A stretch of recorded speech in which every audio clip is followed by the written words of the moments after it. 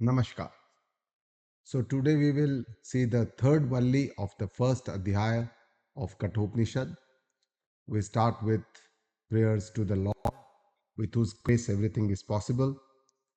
We pray to this Guru Shishya Parampara through which this knowledge is transferred so as to reach us. I bow my respects to my Guruji, Pujya Guruma, Samananda Saraswati ji, with whose grace I am able to learn and understand the scriptures. I am still a learner, I am a sadhaka, and I wish to share my understanding with you. We start with a prayer, which is also the Shanti mantra of Katha. Om Sahana Bhavatu, Sahanau Bhuttu, Sahaviryam Pravavahai, Tejasvinavadhitamastu ma vidvishavahai. Om Shanti Shanti Shanti.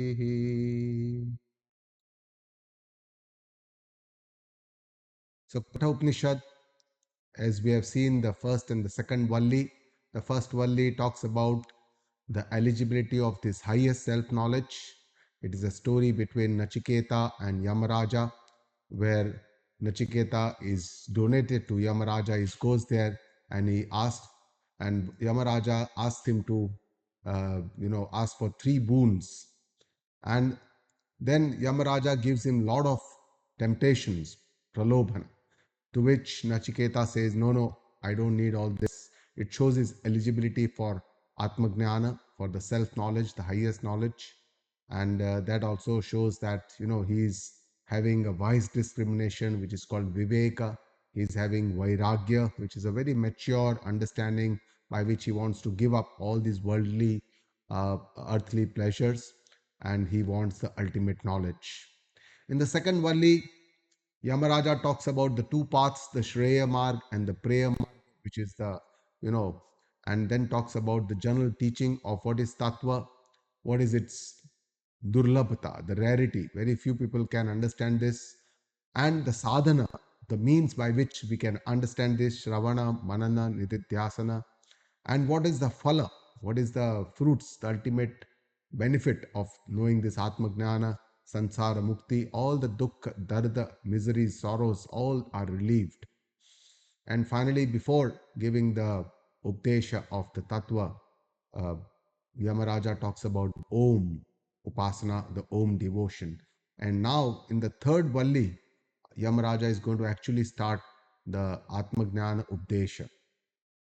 So the first mantra, Rutam pibantau sukrutasya loke, Guham pravishtau parame pararghe, Chaya tapau brahma vido vadanti, Panchagnayo ye chatrinachiketaha.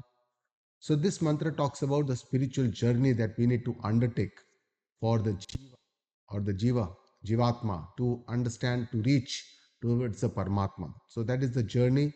Sukrutasya loke, in this sharira, in this loka, Sukrutasya means doing the good punya karma, and Rutam pibanto. Rutam means Ruta is karma phala, to get the karma phala, or it is also avashya bhavi, it is definite, it is satya, it is truth that once we do karma, we get karma phala. So this enjoying bhog karke, karma phal ka bhog karke, the jiva, and then says Guham pravishtav parame pararge, and hidden deep within our own self is the highest self, the Paramatma, Param. Parame Parame, he says, can be attained only with by the human knowledge, by the human intellect, by the human brain is only capable of achieving this divinity, Paramatma, that is the ultimate goal for all of us.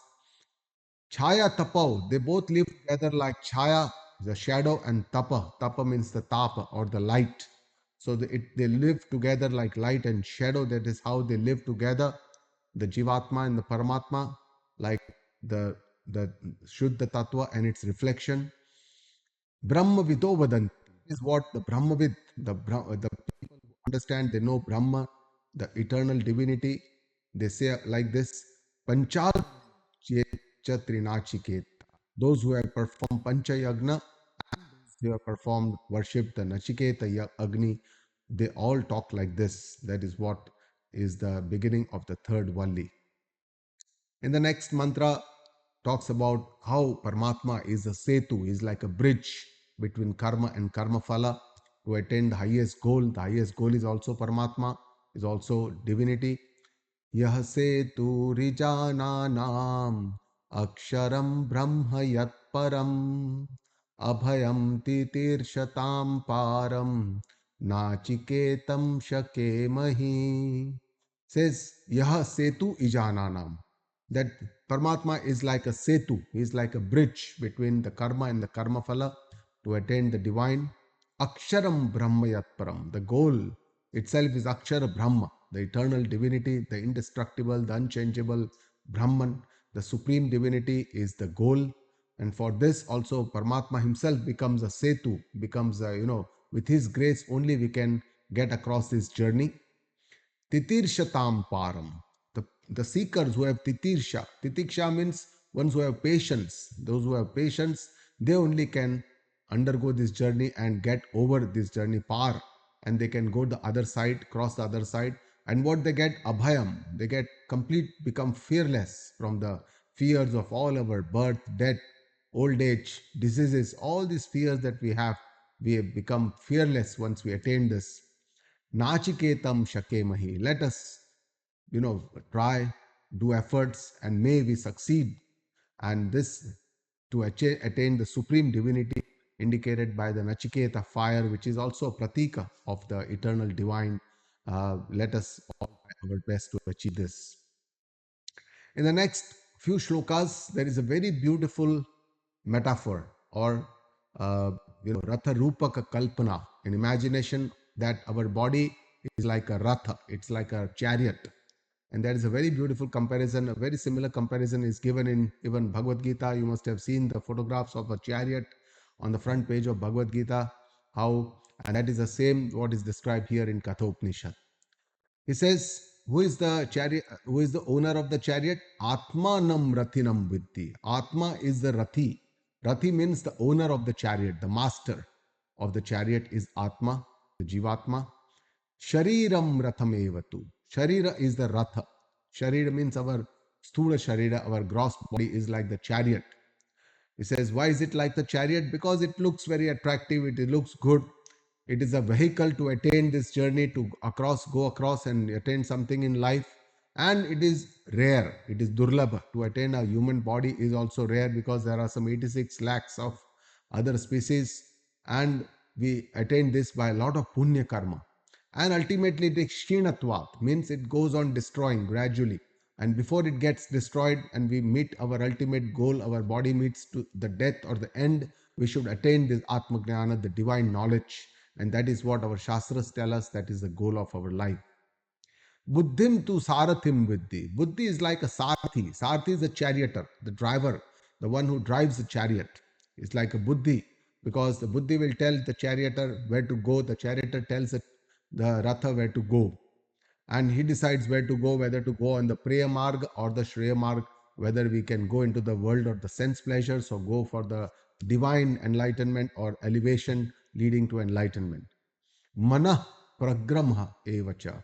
Mana is like a pragraha. Pragraha is basically like a rein, the lagam of the chariot through which the horses are being controlled. So mind is like a rein for the intellect to restrain the senses as we see this. The next shloka, continuing this hierarchy and comparing this chariot analogy with our body, says Indriyani hayanahu. So Indriya are like Hayan. Hayan are horses because horses are very chanchal, very, very, they are very restless. They keep moving. They want to go here, there. They just want to go everywhere. And senses are also like that. They are very powerful. They are very restless. They are very chanchala. And they are the ones that move the chariot, the horses. Similarly, it is the senses that move our body. We feel, we see something and we feel like doing it. We always want to go there or do, and so that is a natural movement. And these senses are all bahirmukha. They all go outwardly. So these senses or the horses, they are like horses. They go bahirmukha. Vishayanteshu gocharan. So Vishaya are like gochara. Gochara are the roads, the paths, different paths that lead us, that attract us, and that's where the horses would want to go. Atmendriya Manoyuktam, they are like a bhokta. So the Jivatma, along with Mana, Buddhi, Prana, everything, along with this Sanghata becomes the bhokta, it becomes the enjoyer of all the sense pleasures, enjoys, experiences all the fruits of our karma also. Iti ahuhu manishina. Manishinaha means people who have manisha. Manisha means they have control or restraint over their mind. They have cultivated intellect through which they can control or restrain their mind. Such are the people who say this. And senses, they manifest the power of the divine. Guruma tells us that these senses are made to manifest that power of the divine, the shakti, this power of the divine, which is only manifested through our senses. So this allegory of the chariot, which is likened to our self, our body, is making us understand. Just to recapitulate, the Atma, our self, the true self, is the master of the chariot. It represents the ultimate reality, the consciousness through which we do everything. The body is like a chariot itself, the physical vehicle by which it carries everything. And buddhi, intellect, is the charioteer responsible for guiding the chariot where to go, making decisions. The mana is like the reins, controlling the senses and directing the movement of the chariot and the horses in the particular direction. The indriyas or the senses are the horses that pull the chariot and experience the world through the sense objects, and the roads or the paths are the sense objects, which where the chariot travels represents the outer world and its experiences. So this is the chariot, how it represented. The horses are the indriyas, the mind, the brains. The buddhi is the charioteer, and the master of the chariot, the owner of the chariot, Rathi, is the Atma. And this is our entire body. That is how what is described in the Katha-Upanishad. So this chariot analogy or the metaphor helps us to understand our real self. It is the relationship with the body, mind, and the senses. It allows us to have sense control, all self restraint. By controlling our mind and senses, the horses, the intellect can actually guide the chariot towards enlightenment, liberation, towards Urdhvagati. And this journey is not outwardly, but it's an inner journey. The journey of the chariot represents the journey of the soul towards self realization and higher states of consciousness. With this analogy, we have to understand that this journey that we have to do for our higher realization of our consciousness is an inner journey, not an outward journey. And the importance of decision making in our life, the use of our intellect, buddhi. How important is this to make our wise decisions, to have wisdom, to make the correct decisions of life so that we are not swayed by the senses or the desires of the external world, and something that is very giving us a lot of comfort, something that we love to do rather than what we need to do. So this understanding is very important. In the next two shlokas, uh, Yamaraja tells Nachiketa what is it that the unrestrained mind, what happens, and what how the restrained mind works. That is how he says that the unrestrained mind person feels helpless. Yastu avignanavan bhavati. The charioteer who is not well cultivated, his intellect is not well सुसंस्कृत नहीं हुआ है, जिनका बुद्धि, तो इन लोगों का अयुक्ते न मनसा सदा. Their mana is also ayukta. It is not well cultivated. Mana cannot rein the horses well. The horses cannot, they are not properly cultivated, not properly trained. Tasya indriyani avashyani. The senses are also unrestrained. They just go anywhere, this, that, or the other, and just pull the mind and the body towards those sense pleasures. Dushtashva iva sarathehe. For those kind of sarthi, for those kind of charioteers, this is a dushtashva. These horses are like, they are let loose. They are completely restless. They are completely, they don't know the goal of life. They just move here, there, and for them, for these kind of people, they are helpless. They can't do much because they don't have proper restraint. The horses will just take the chariot wherever it takes. And therefore, Gurma tells us that out of these five fingers, the mana is the center. Whether it goes towards the intellect or the atma, that is up to us, or otherwise if left loose, it can go towards the sense pleasures and the outer objects of the attractions, the worldly attractions. That is up to us to cultivate this mind in such a way, and that is the part of the spiritual journey. On the other hand, the person who has a freedom or who has a well restraint over the mind, yastu vignanavana bhavati. The person who has intellect is well cultivated, who is wise, along with the spiritual journey, has understood that what is indriya sanyama, what is mana sanyama, what is viveka, what is vairagya, which is part of the sadhan chatushtaya sampatti, which makes us eligible to understand the scriptures or the atma gnana or the divine knowledge. Yuktena manasa sada. For this person, the horses are also well reined, their rein is well, and that's why the mind is able to control the horses. The horses are also properly trained. Tasya indriyani vashyani. For such a kind of a person, the indriya or the senses are well within the control. Sadashvaha iva sarathehe. For this kind of a sarathi, charioteer, his horses are sadashvaha. They are all well trained horses. They know where to go. They are properly cultivated by the mind and the intellect, and they have learned this art. And this is possible only by proper regular satsanga. Our Shastra Swadhyaya, a learned guru can cultivate this mind intellect so that we can take the appropriate decisions and go on the appropriate path in life. And what is the result of this unrestrained mind? Where would we reach? Yastu avignanavana bhavati. For the charioteer who doesn't have proper cultivated mind, doesn't have wisdom, amanaska sadas ashuchihi. Is amanaska, his mind cannot rein the horses well properly, lagam jiske kabu mein nahi hai, or jiska ashuchi, mind is not purified by some kind of a spiritual journey, nasa tat pada apnoti. That person cannot reach the highest state of divinity, the ultimate goal of life that is described in our scriptures. Sansara madhigachati, but remains in the sansara, always in this chakra, this life cycle of birth and death.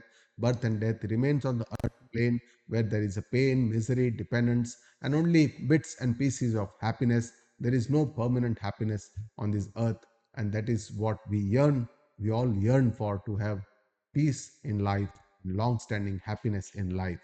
So, this is the result of the unrestrained mind.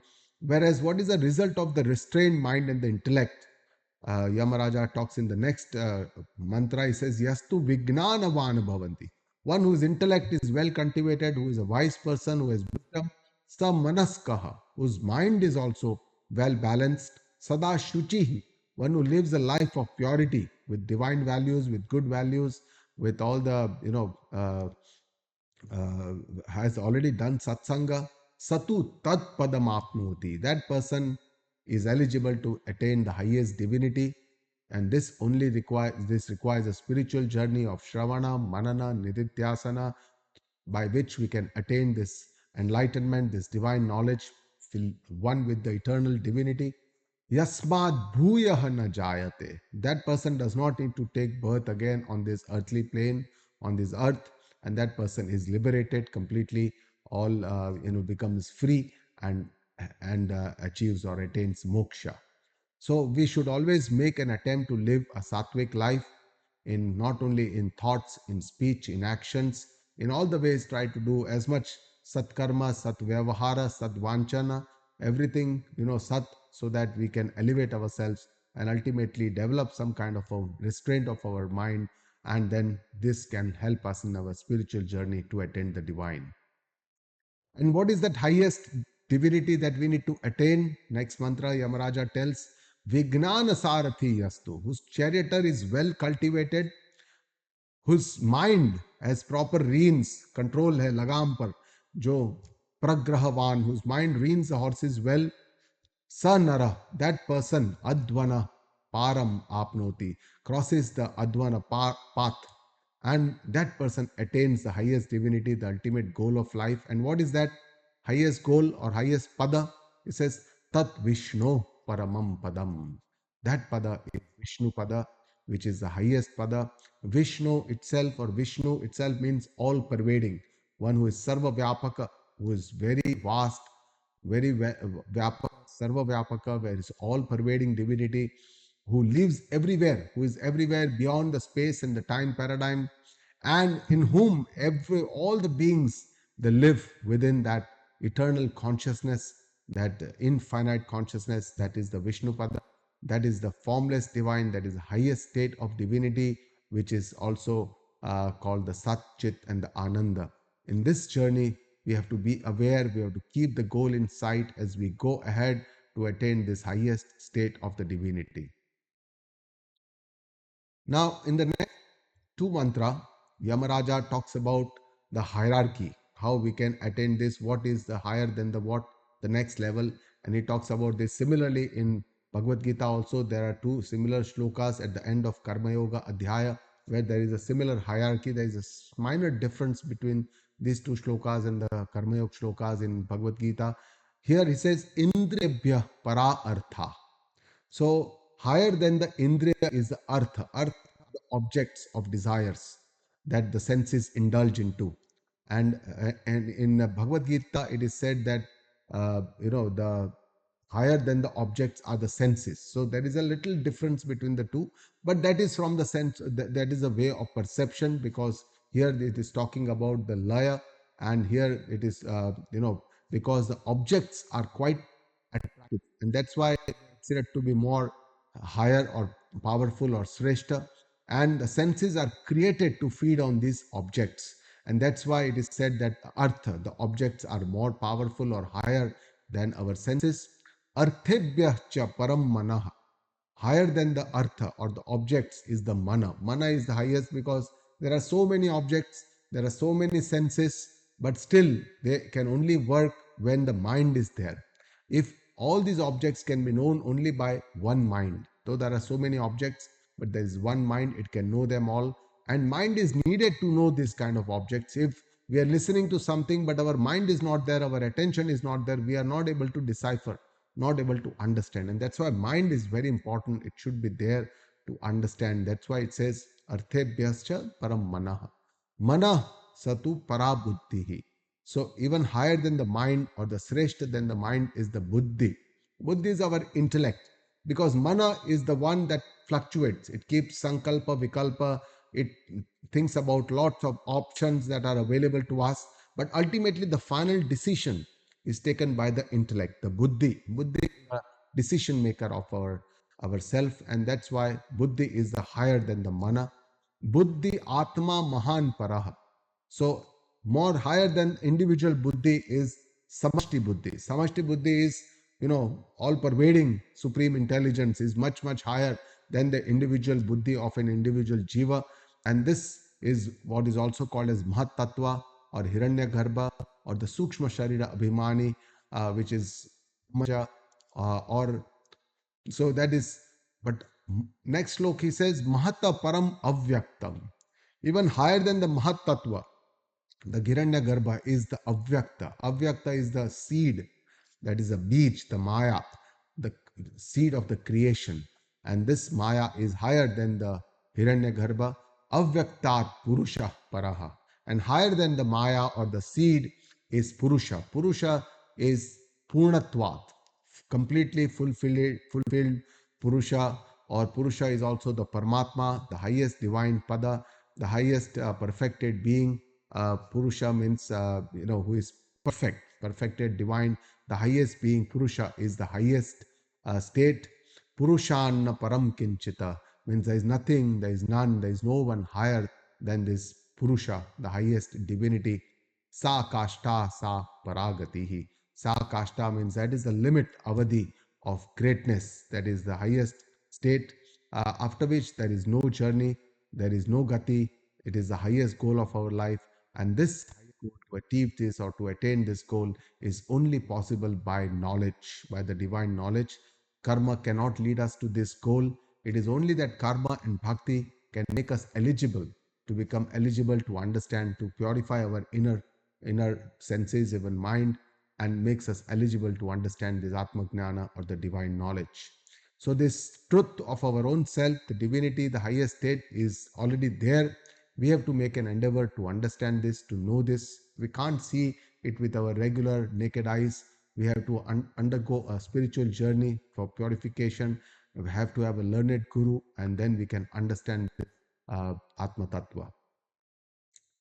And many people are not able to understand this. Why is it that though it is our own self, it is our reality of our own self, still most of us are not able to comprehend or understand this Atma Tattva, this highest self? What is it? Why is it? Yamaraja tells Nachiketa in the next mantra, he says, Esha sarveshu bhuteshu gudhotmana prakashate drashyate tvagraya buddhya sukshmya sukshma darshibihi.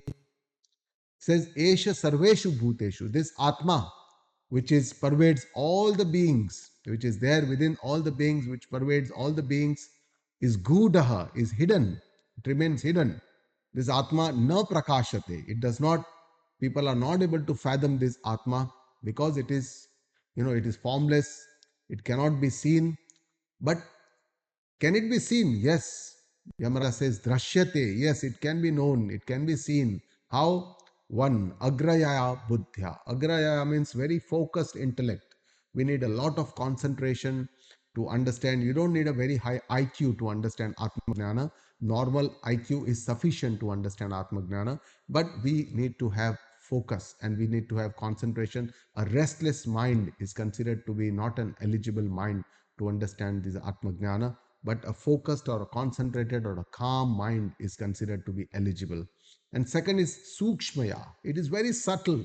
So we need to have a subtle intellect to understand this Atma Gnana. Just by having a lot of intelligence and having analytical intelligence does not help us on this path. Sukshma Darshi Bihi. This is only seen and attained by Sukshma Darshi Bihi. So people who are extraordinarily aware, they have a very purified personality, they can see very subtle things. Those are the people or who have done, and those who have done the spiritual journey are able to attain this. So only a cultivated intellect can attain the divine. Without this, it is not possible to understand this divinity. In the next mantra, Yamaraja describes the technique of Laya Chintana. Laya means to dissolve.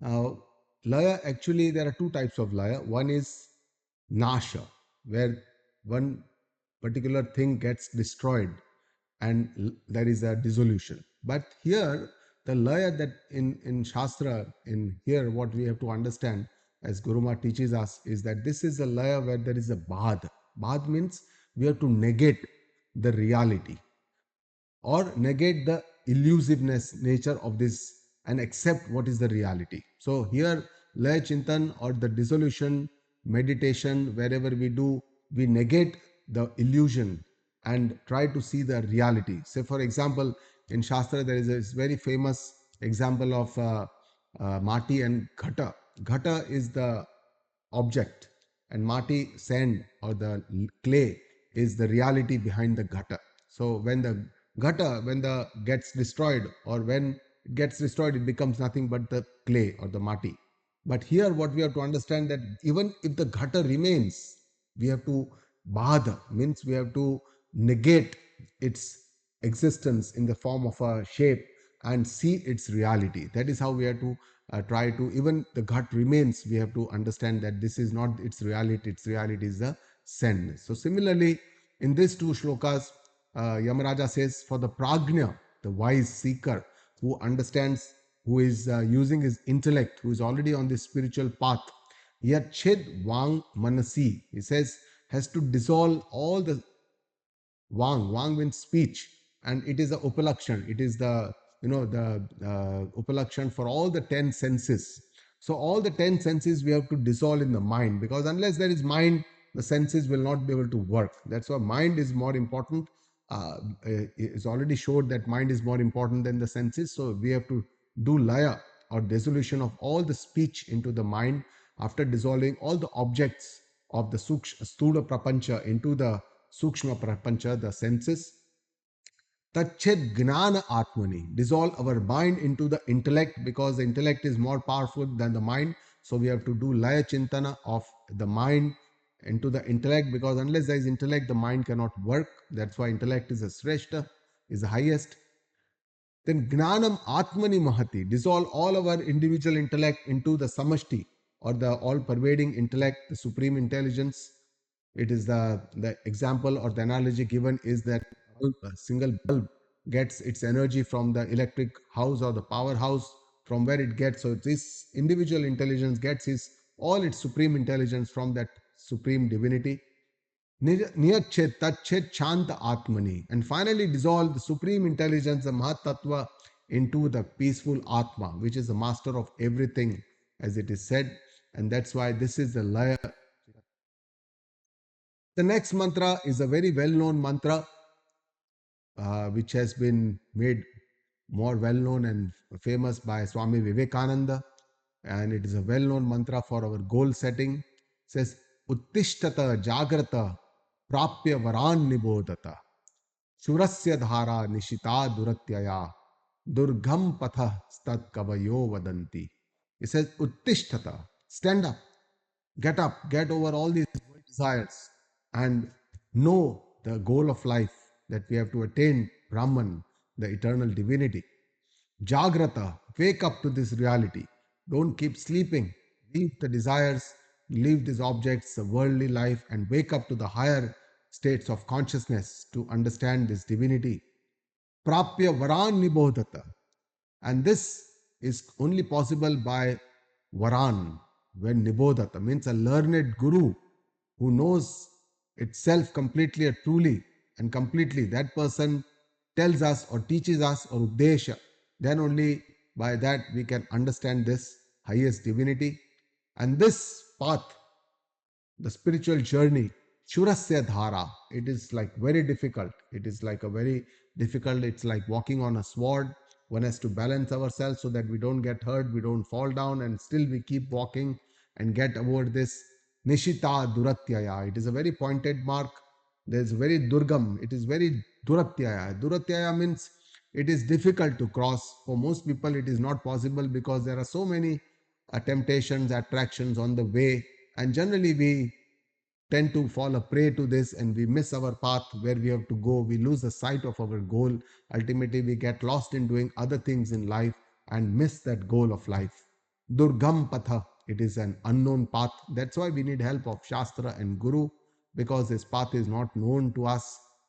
Tat Kavayaha Vadanti. This is what the wise people, Kavi, those who have seen this path, those who have been there, those enlightened souls, those seers, those saints, Mahatmas, those who have achieved this, they talk like this, that this is what we need. We need a learned guru, because this is a very difficult path, and that's why we need guidance from this guru.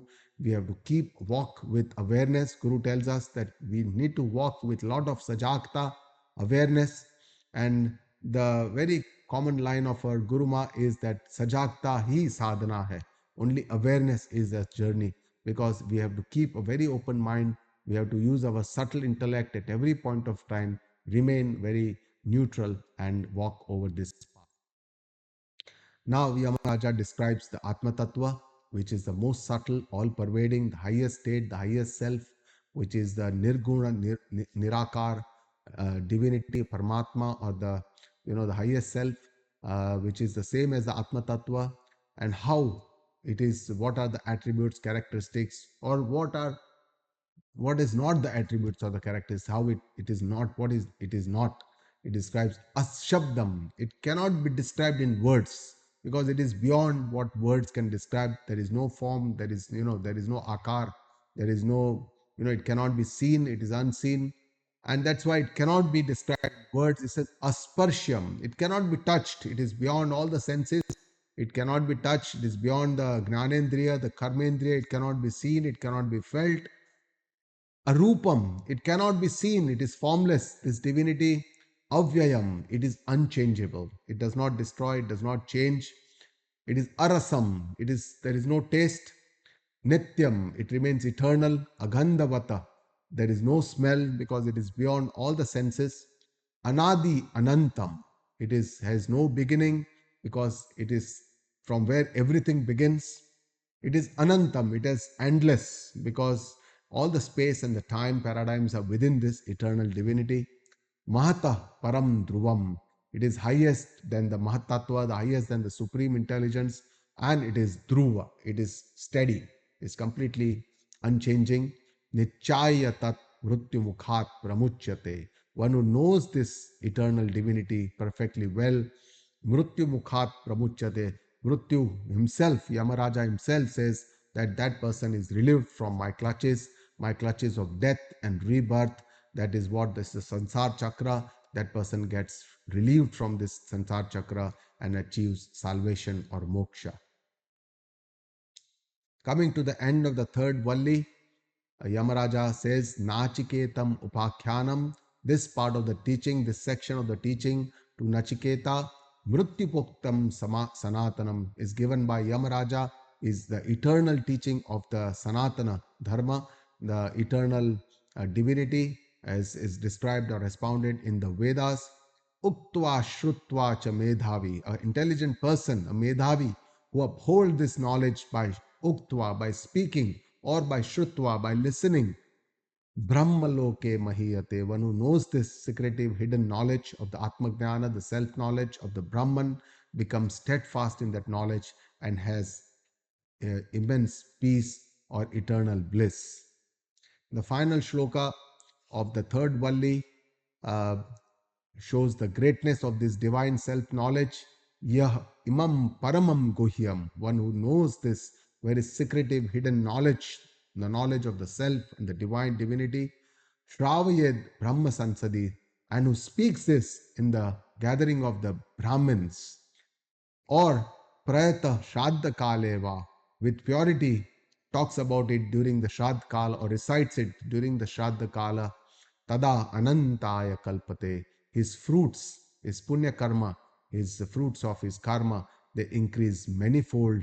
Tada Anantaya Kalpata iti. Again repeats the same thing, signifying the end of the Valli, that is fruits of actions, his Sukruta, his Punya Karma multiplies manifold, so that his yatra, higher yatra, goes on to the higher planes to achieve salvation in the future. With this, we come to the end of the third Valli of the first Adhyaya of Katha-Upanishad. Iti Katako Upanishadai Prathamadhyaya Tritiya Valli Samaptam.